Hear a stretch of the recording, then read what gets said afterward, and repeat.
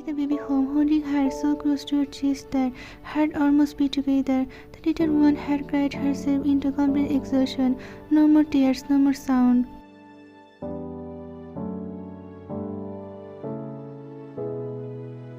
Only wide, silent eyes staring up at you, as if trying to understand whether this warmth was real or just another cruel illusion.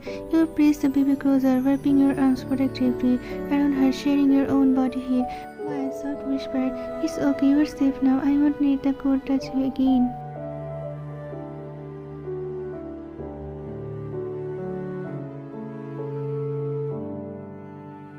Your hands trembled as you rushed into the kitchen, careful not to disturb the fragile little body resting against you. Opening the fridge, you found a small amount of liquid milk. Soft figure in your chest, you warmed the milk carefully, testing the temperature against your waist again and again, not trusting yourself even for a second.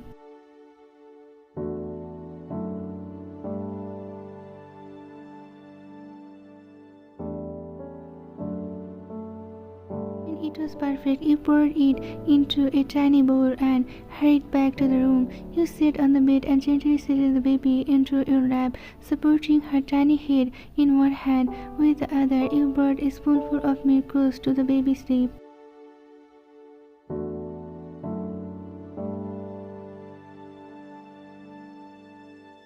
The baby drank it instantly, hungrily, desperately.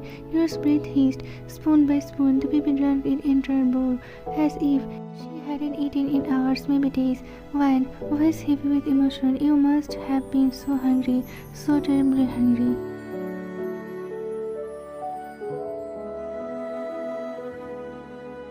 As the baby fed, you noticed something that made your heart shatter. There was faint traces of blood still clinging to the baby's skin. Her body was pale, almost unnaturally white, fragile, new, too new.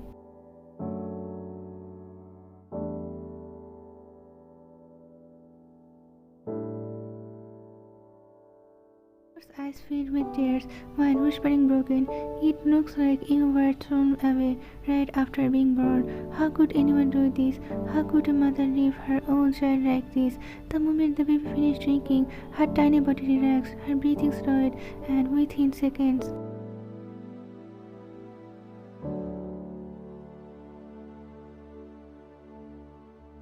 you fell asleep right there in your arms. You didn't move. You stayed still, afraid even your breath might wake her. Slowly, gently, you cleaned the baby's body, wiping away every trace of blood and dirt, as if erasing the cruelty the world had already shown her.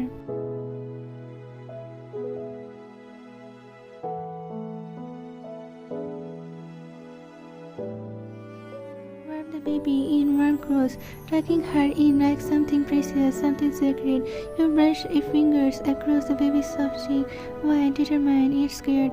"I need to take you to the hospital. In this cold, you could get sick, the way they left you."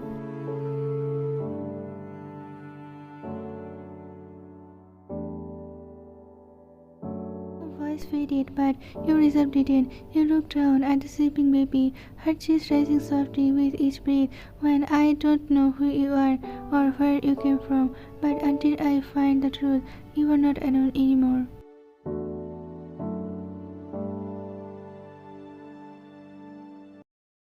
You took the baby to the hospital that very night.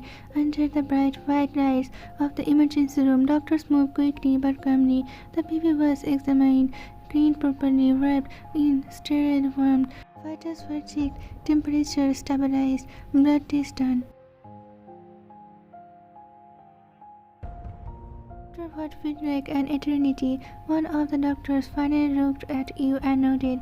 "Doctor, she is physically fine, weak from cold and hunger, but nothing life-threatening." You released a breath you hadn't realized you had holding. Hospital protocol followed next. The police were informed.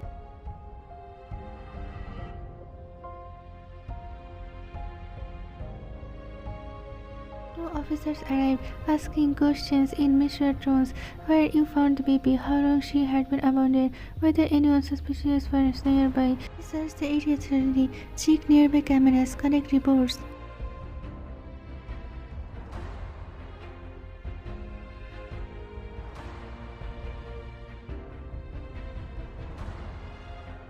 But there was nothing, no bag, no note, no trace of the parents. Finally, the officer spoke gently. We will keep her here for now. If someone come looking for her, we will know. You can leave her in our care. You nodded.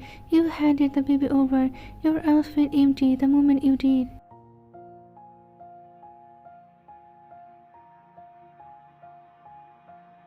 That night, you lay in bed staring at the ceiling. Sleep refused to come. Every time you closed your eyes, you saw tiny fingers curling instinctively around yours. Hear that faint, fragile cry. Feel the warmth of a small body pressed against your chest.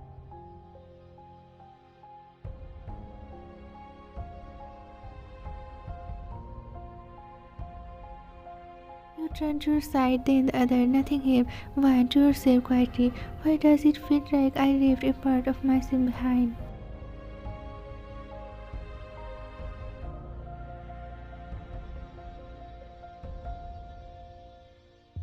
Morning came, you dressed neatly, tied your hair back, and wrapped for class. You focused complete on your task. You spoke when necessary. From the outside, you looked calm, but inside, the baby never left your thoughts.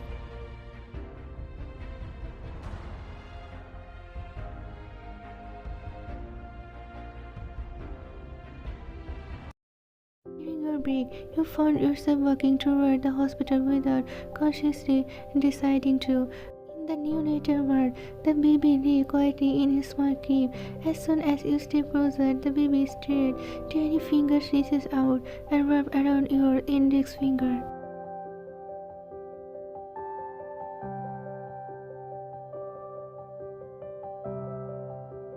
For the next few days, you returned again and again.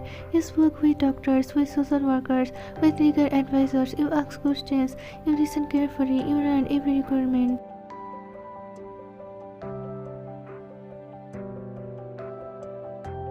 Adoption, documentation, background checks, waiting periods, nothing rushed, nothing illegal.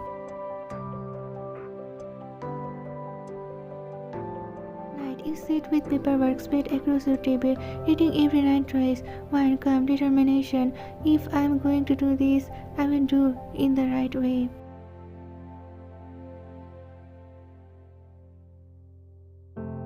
Weeks passed. The police case was officially closed. No one came forward, no claims, no leads. The baby remained unclaimed. That was when you made your decision final.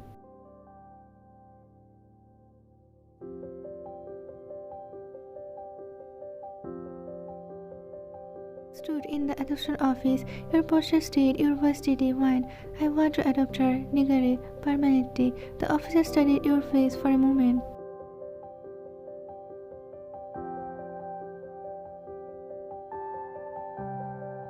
Officer, this isn't an easy path. Are you prepared for everything that comes with it?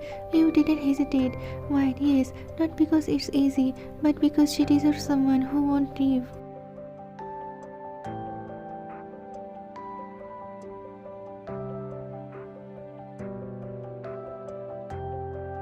He was finally allowed to hold the baby again, this time not as an advisor, but as a guardian. You cuddled her gently, the baby slept peacefully, her tiny head resting over your heart. You closed your eyes.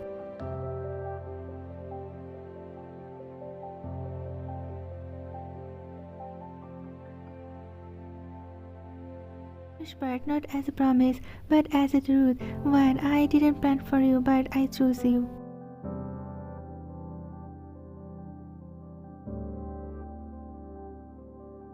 You stepped out of the apartment with the baby asleep in your arms. The little one was right, too right for how heavy your responsibility had become. The city moved fast around you. People walked past without looking. Cars passed. Life continued as if nothing in the world had changed.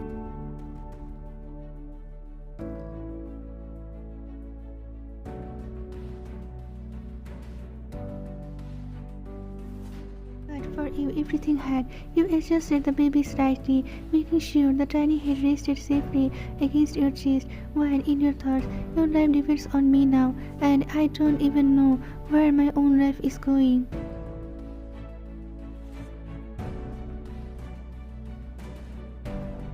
Savings for thin, rent, utilities, food, and now formula, clothes, medical checkups, a future that suddenly demanded stability.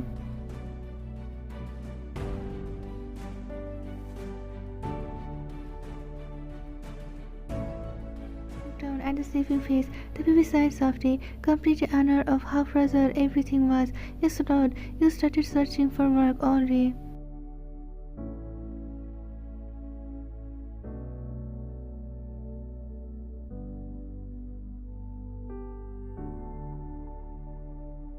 Office to office, cafes, small stores, part-time listing type of glass stores. Some places smiled politely and said they would call.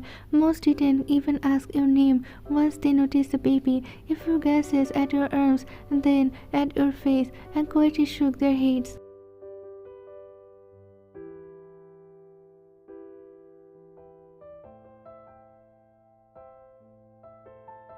Manager, this isn't a place for children. Another voice. You will miss work if the baby gets sick. You nodded every time. You simply bowed your head slightly and walked out.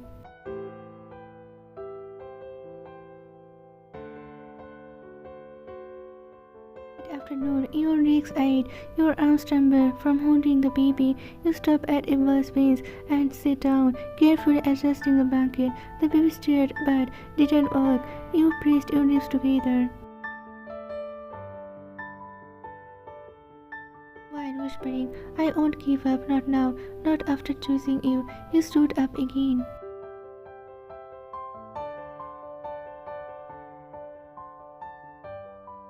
One last place, a small, quiet store, soft lights, clean floors, calm air. The owner was an older woman. She watched you carefully as she approached. Owner, you are looking for work, you nodded.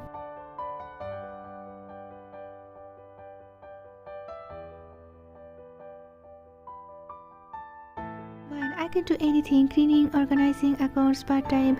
I own cost trouble. The woman's eyes dropped to the baby. Your heart grins. But instead of refusal, the woman sighed softly.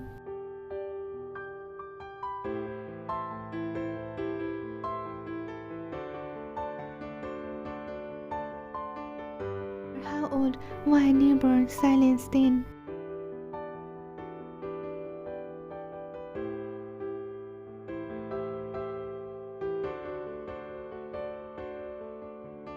You can start tomorrow, short hours. We will see how it goes. You feel something inside your collapse, not in weakness but relief. You breathe deeply. Well, thank you, I won't disappoint you.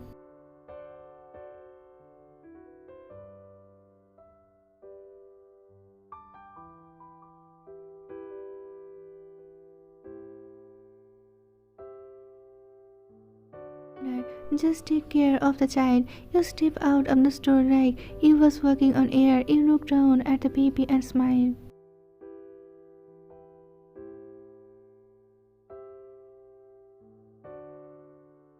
The way home you stopped at a small market. You didn't buy much, only hot mattered, baby formula, soft cotton clothes, diapers, a tiny towel, a bottle. Each item felt heavier than its price.